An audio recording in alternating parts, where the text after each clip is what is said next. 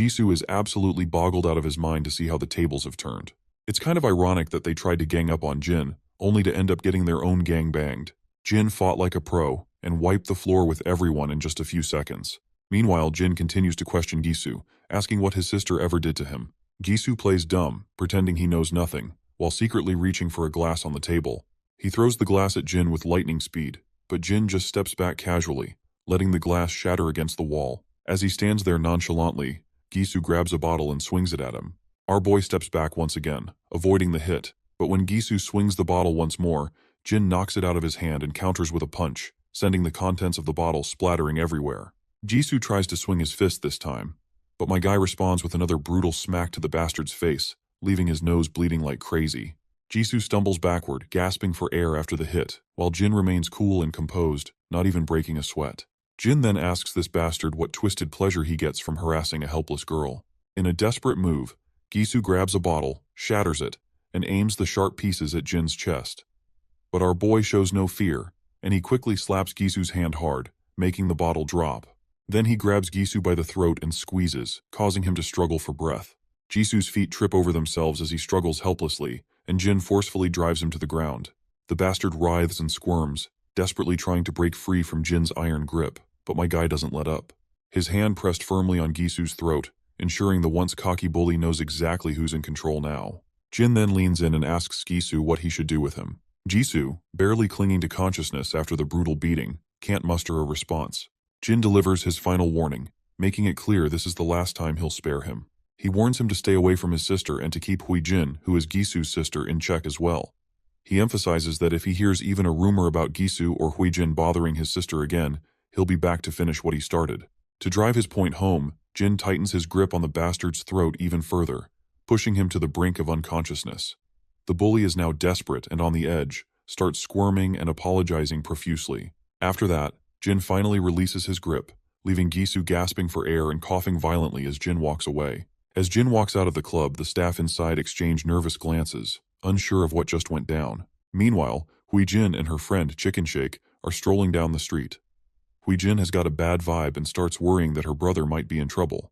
When they reach the club, they hear footsteps coming up the stairs, and it's Jin, casually making his exit. Jin is caught off guard and isn't sure what to do. She shouts for Jin to stop, thinking she can still play it cool because no one can pin the blame of what she did to Daeon. But Jin doesn't even slow down. Jin, now really nervous, starts backing away, trips, and falls hard on her butt. While she's rubbing her sore shoulder, Jin's phone rings. He checks it and sees it's his grandpa calling. After a quick chat, he simply turns around and just heads home quietly, leaving them curious about what he is even thinking. When Jin enters the clubroom, the scene is a mess. Her brother and his lackeys are all battered and bruised. She immediately starts shouting at him, demanding to know how he got whooped by Jin again. But her brother, too exhausted to argue, cuts her off and tells her to stay the hell away from Daeon from now on. Jin, not grasping the seriousness of the situation, keeps pushing back, asking what the hell he's talking about. Her brother, visibly frustrated, finally loses it. He grits his teeth and yells at her to leave our boy's sister the fuck alone.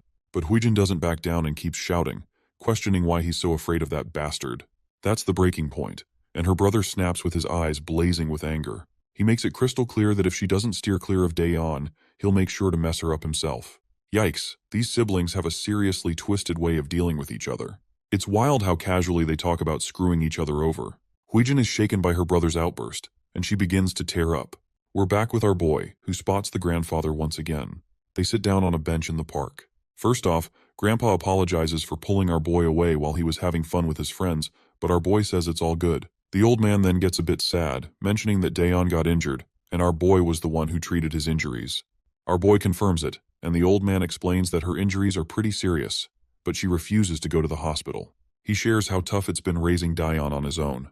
He never really knew how to raise a young girl and was always working hard to put food on the table, and he is just grateful she's come this far on her own. Grandpa reflects on all those years and says that looking back, Daeon has given him so much more than he's ever been able to give her. He lost everything in that accident, and Daeon was the only thing that kept him going after the plane crash took everything away from him. It breaks his heart to see her so hurt, and not even tell him the real reason behind it. He wonders if she thinks he's too old to understand. He mentions a saying about how kids become distant from their parents as they grow older, so it must be even harder for her to reach out to an old grandpa. But our boy quickly reassures the old man that he's just overthinking.